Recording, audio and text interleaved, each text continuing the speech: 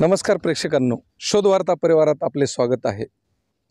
काही दिवसापूर्वी महाराष्ट्र शासनाने या वर्षीचा अर्थसंकल्प सादर केला। ज्या अर्थसंकल्पात वेगवेगळ्या योजनांचा अक्षरशः पाऊस पाडण्यात आला आणि त्या योजनांमध्येच मुख्यमंत्री माझी लाडकी बहीण ही योजना सुद्धा आहे। या योजनेअंतर्गत जुलै महिन्यापासून महाराष्ट्रातील पात्र महिलांना प्रतिमाह 1500 रुपये असं मानधन महाराष्ट्र शासनाकडून देण्यात येणार आहे। मग या योजनेचा लाभ घेण्यासाठी तुम्हाला जो अर्ज करावयाचा आहे त्या अर्जासाठी महाराष्ट्रामध्ये प्रचंड गर्दी होऊ लागली। मग सेतू सुविधा केंद्र असेल किंवा मोबाईल ॲप असेल, सर्व सर्व्हर जाम होऊ लागले। शहरातील महिलांना हा फॉर्म भरण्यासाठी कुठलीच अडचण नाही, परंतु खेडेगावातील जी महिला आहेत, ज्यांना लिहिता येत नाही, ज्या असाक्षर आहेत, अशा महिलांची अडचण जास्त होऊ लागली। त्यामुळं अशा महिलांना अडचण येऊ नये आणि या महिलांचा फॉर्म वेळेत दाखल व्हावा आणि त्या संबंधित महिला या योजनेसाठी पात्र व्हाव्यात, यासाठी एक सोपा पर्याय आहे, ज्यामध्ये तुम्हाला कुठं गर्दीत उभं राहायचं नाही, कुठं लाईनला लागायचं नाही आणि 1 मिनिटात तुमचा फॉर्म भरणं होणार आहे। मग तो फॉर्म कुठं द्यायचा आणि कसा भरायचा, तुम्ही या योजनेला अपात्र होऊ नयेत म्हणून कोणती काळजी घ्यायची, याविषयी आपण आज सविस्तर बोलणार आहोत। आता आपण मुख्यमंत्री माझी लाडकी बहीण या योजनेचा अर्ज कसा भरायचा आपण अगदी सोप्या पद्धतीत आणि 1 मिनिटात पाहणार आहोत। अतिशय सोपं आहे। यामध्ये 12 मुद्दे आहेत जे अगदी छोटे छोटे आहेत, जे तुम्हाला भरायचे आहेत। हे पहा, पहिला मुद्दा असा आहे की महिलांचे संपूर्ण नाव। तुम्हाला या ठिकाणी तुमचं संपूर्ण नाव लिहायचं आहे। अगोदर आडनाव येईल, नंतर तुमचं नाव येईल, त्याच्यानंतर नवऱ्याचं नाव येईल किंवा वडिलांचं नाव येईल। आता त्यामध्ये दुसरा मुद्दा असा आहे की महिलेचे लग्नापूर्वीचे नाव। तुमचे लग्नापूर्वीचे नाव काय होतं म्हणजे वडिलाकडील, या ठिकाणी लिहायचं तुम्हाला। महिलेचे लग्नानंतरचे नाव म्हणजे तुमचं सासरकडचं नाव काय आहे, या ठिकाणी लिहायचं आहे। आता पाहूया मुद्दा क्रमांक 2। इथं लिहायचं आहे तुम्हाला जन्मदिनांक, म्हणजे अगोदर तुम्हाला इथं दिनांक लिहायचा आहे, इथं महिना लिहायचा आहे आणि इथं वर्ष म्हणजे कोणत्या साली तुमचा जन्म झाला। दिनांक, महिना आणि वर्ष अशा पद्धतीत लिहायचं आहे। आता वळूया आपण मुद्दा क्रमांक 3 कडं। यामध्ये अर्जदाराचा संपूर्ण पत्ता लिहायचा आहे, म्हणजे तुमचं गाव कोणतं, तुमचं पोस्ट ऑफिस, तुमचा तालुका आणि तुमचा जिल्हा, तुम्हाला या 2 लाईनला लिहायचं आहे। लक्षात आलं। आता वळूया मुद्दा क्रमांक 4 कडं। 4 नंबर मुद्दा काय सांगतो आहे, तुमचे जन्म ठिकाण, म्हणजे तुम्ही कुठल्या गावात तुमचा जन्म झाला। इथं लिहायचं आहे तुमचा जिल्हा, तुम्ही ज्या गावात जन्म झाला तुमचा त्या गाव कोणत्या जिल्ह्यामध्ये येतं, इथं जिल्हा लिहायचा आहे। इथं गाव किंवा शहर, तुमचा शहरात जन्म झाला आहे की गावातला आहे, गावात झाला आहे, तुम्हाला इथं लिहायचं आहे। आता तुम्ही ज्या गावात जन्म झाला, मग तिथं ग्रामपंचायत आहे की नगरपंचायत आहे की नगरपालिका आहे, तुम्हाला इथं मेन्शन करायचं आहे। आणि खाली तुमच्या संबंधित शहराला खेड्याला जो पिनकोड आहे तो इथं पिनकोड तुम्हाला मेन्शन करायचा आहे। हे मात्र लक्षात धरा, हे पिनकोड लिहायला विसरू नका। आता वळूया आपण मुद्दा क्रमांक 5। अतिशय सोपा आहे। यामध्ये लिहायचं आहे तुम्हाला तुमचा मोबाईल क्रमांक।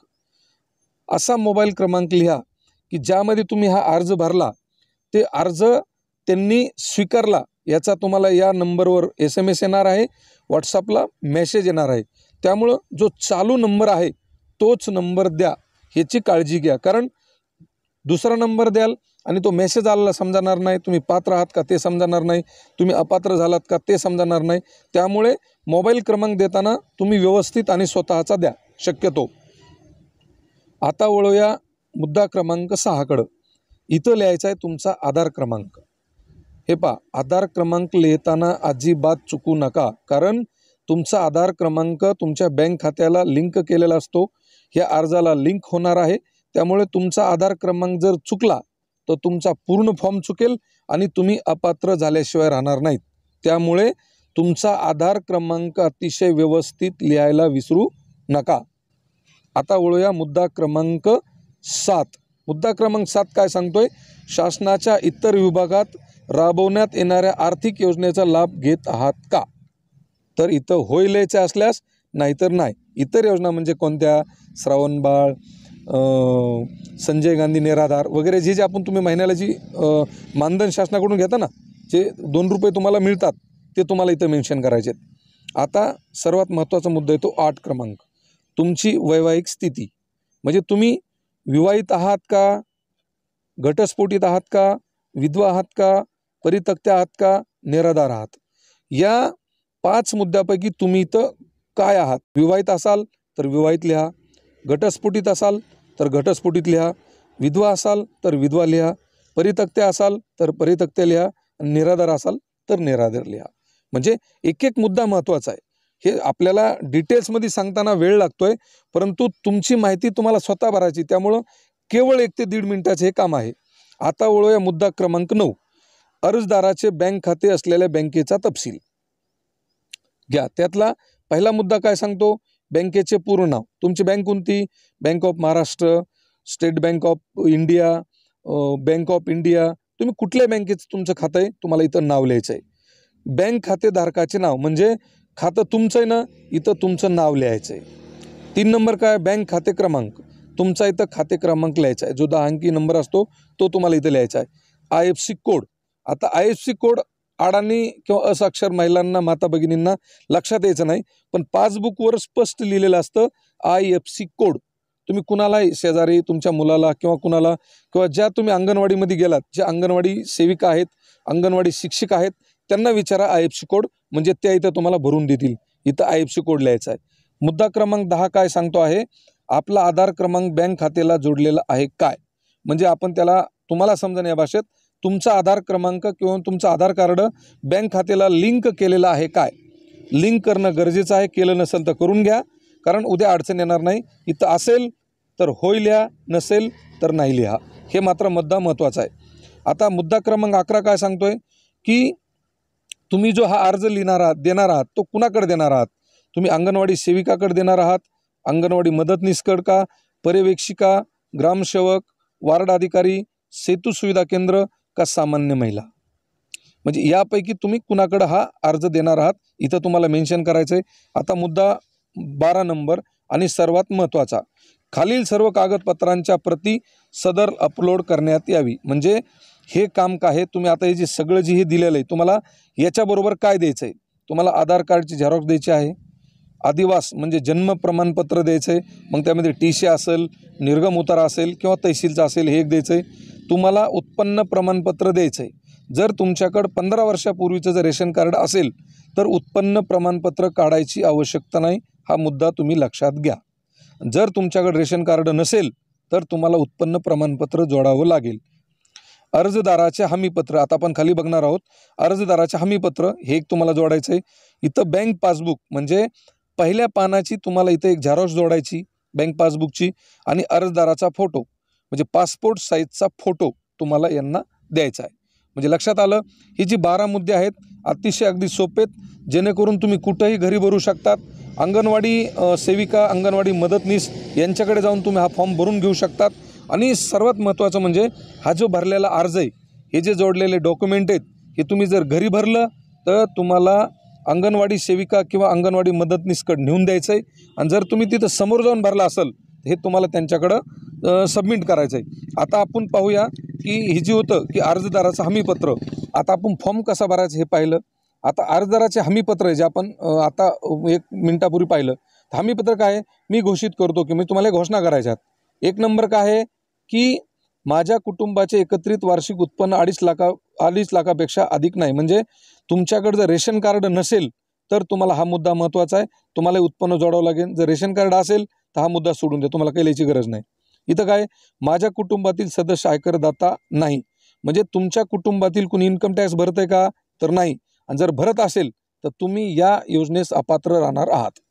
3 नंबर काय, मी स्वतः किंवा माझ्या कुटुंबातील सदस्य नियमित कर्मचारी किंवा सरकारी नोकरीस नाही. म्हणजे तुमच्या कुटुंबातलं कोणी सरकारी नोकरीला आहे का, तर नाही, तुम्हाला इथं नाही म्हणून लिहायचं आहे. तुम्हाला पुढं काय, मी शासनाच्या इतर विभागावर राबविण्यात येणाऱ्या 1500 रुपयापेक्षा जास्त रकमेचा आर्थिक योजनेचा लाभ घेतलेला नाही. म्हणजे तुम्हाला शासनाकडून जे योजना आहेत वेगवेगळ्या, त्याचा लाभ 1500 रुपयापेक्षा जास्त आहे का, तुम्हाला इथे हे आहे किंवा नाही असं लिहायचं. मी अधिक लाभ घेतलेला नाही, तुम्हाला इथं टिक मार्क करायचं. म्हणजे तुमचं मानधन हे योजनेचं मानधन मिळणारं 1500 रुपयापेक्षा जास्त नाही, तुम्हाला इथं लिहायचं आहे. माझ्या कुटुंबातील सदस्य विद्यमान किंवा माजी खासदार आमदार नाही, तुम्हाला इथं नाही म्हणून लिहायचं आहे. माझ्या कुटुंबात सदस्य भारत सरकार किंवा राज्य सरकारच्या बोर्ड, कॉर्पोरेशन, बोर्ड उपक्रमाचे अध्यक्ष, उपाध्यक्ष संचालक सदस्य नाहीत, तुम्हाला इथं लिहायचं म्हणजे सदस्य संचालक कोणी आहेत का. माझ्या कुटुंबातील सदस्यांची संयुक्तपणे 5 एकरपेक्षा जास्त शेत जमीन नाही असेल तर तुम्हाला इथं यस करायचं आणि इथं नाही म्हणून लिहायचं आहे तुम्हाला नाही. माझ्याकडे किंवा माझ्या कुटुंबातील सदस्याच्या नावावर 4 चाकी वाहन नोंदणीकृत नाही. तुमच्याकडे जर ट्रॅक्टर असेल तर तुम्हाला अडचण नाही, परंतु ट्रॅक्टर सोडून जर तुम्हाला जसं 4 व्हीलर कार असेल, दुसरी कुठली मोठी टेम्पो असेल, ट्रक असेल तर तुम्ही या योजनेस पात्र नाहीत, त्यामुळे तुम्ही फॉर्मसुद्धा भरू नका. नसेल तर इथं नाही लिहायचं आहे. आता पहा, मी वरीलप्रमाणे घोषित करते की मुख्यमंत्री माझी लाडकी बहीण योजना संबंधित पोर्टल ॲपवर आधार क्रमांक आधारित प्रमाणीकरण प्रणालीसोबत स्वतःला प्रमाणित करण्यास व आधार आधारित प्रमाणीकरणानंतर माझा आधार क्रमांक बायोमेट्रिक किंवा वन टाईम पिन OTP माहिती प्रदान करण्यात सहमती देण्यात माझी हरकत नसेल.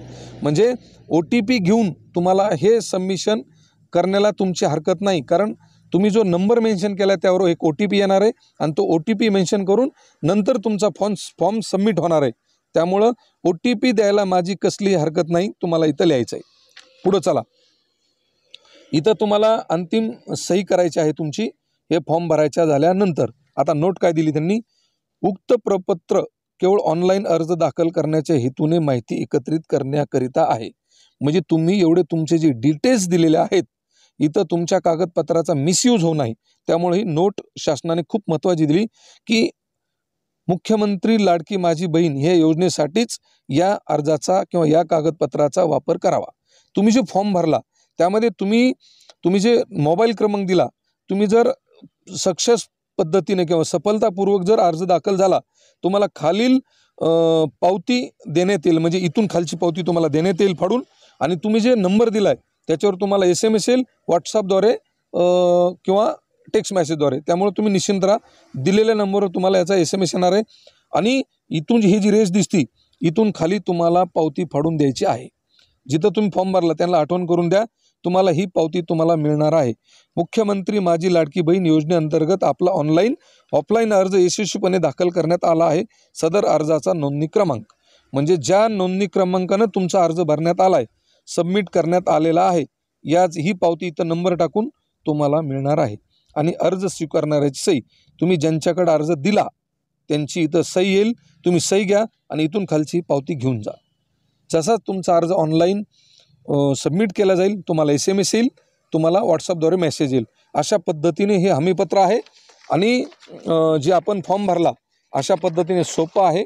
तुम्हाला फॉर्म भरायचा आहे आणि गावातल्या अंगणवाडी सेविका किंवा अंगणवाडी मदतनीस यांच्याकडे तुम्हाला फॉर्म द्यायचा आहे. माता भगिनींनो, तुमच्या लक्षात आलं आपण किती सोप्या पद्धतीत हा फॉर्म भरू शकतो. आपण पाहिलं आहे हमीपत्र काय सांगतंय हे सुद्धा पाहिलंय. म्हणजे तुम्ही हा अतिशय सोप्या पद्धतीनं फॉर्म भरू शकता किंवा जेव्हा तुम्ही एखाद्याला विचारताल तुम्ही 1 मिनिटात हा फॉर्म भरू शकता. आणि सर्वात महत्त्वाचं, कुठं सेतू सुविधा केंद्रात कुठं जायची गरज नाही. तुमच्या गावातील अंगणवाडी सेविका अंगणवाडी मदतनीस यांच्याकडे जा, हा फॉर्म द्या. आणि सर्वात महत्त्वाचं, अंगणवाडी सेविका अंगणवाडी मदतनीस या आपल्या माता भगिनींना सुद्धा विनंती आहे की आपल्या महिला असाक्षर आहेत, त्यांना फॉर्म भरता येत नाही आणि लगबग असते, शेतीतले कामं आहेत, त्यामुळे तुम्ही मदत कराल अशी तुमच्याकडून अपेक्षा आहे. परंतु कर्तव्याबरोबरच जर तुम्ही मदतीचा भाव समोर केला, मदतीचा हात समोर केला तर जास्तीत जास्त आपल्या महिला पात्र राहतील आणि खेड्यातील महिलांना या योजनेचा लाभ घेता येईल. त्यामुळं तुम्ही त्यांना मदत कराल अशी अपेक्षा आहे. माझी लाडकी बहीण या योजनेअंतर्गत जास्तीत जास्त महिला या योजनेसाठी पात्र व्हाव्यात यासाठी शोध वार्ता टीमचा हा खटाटोप आहे. आम्ही मागच्या व्हिडिओमध्ये कोण पात्र असणार आहे, अपात्र कशामुळे होऊ शकता, त्यामध्ये किती मानधन मिळणार आहे याबद्दल पाठीमागच्या व्हिडिओमध्ये आपण सविस्तर माहिती दिली होती. या व्हिडिओमध्ये गर्दीत न जाता ज्यांना फॉर्म भरता येत नाही, ज्यांच्याकडं वेळ नाही, ज्या महिला अडाणी आहेत, असाक्षर आहेत, अशा महिलांसाठी 1 मिनिटात कमी वेळेत तुमच्याच गावात राहून कसा फॉर्म भरला जाऊ शकतो हे आज आपण पाहिलं आहे. माझी लाडकी बहीण या योजनेसंदर्भात ज्या काही नवीन अपडेट येतील, नोटिफिकेशन येतील, त्या संदर्भात आपण व्हिडिओ बनवणार आहोत आणि तुमची गैरसोय होणार नाही याची आपण पुरेपूर काळजी घेणार आहोत. माझी लाडकी बहीण या योजनेअंतर्गत नक्कीच तुम्ही पात्र व्हाल अशी आम्हाला अपेक्षा आहे. आणि हो, आपल्याला व्हिडिओ आवडला असेल असं गृहीत धरतो आणि इथंच थांबतो. आपली 1 लाईक आमचा आत्मविश्वास वाढवते, म्हणून 1 लाईक नक्की करा. आणि हो, व्हिडिओ आवडला असल्यास सबस्क्राईब करायला विसरू नका. अशाच एका नवीन प्रेरणेसह लवकरच भेटणार आहोत. तोपर्यंत धन्यवाद.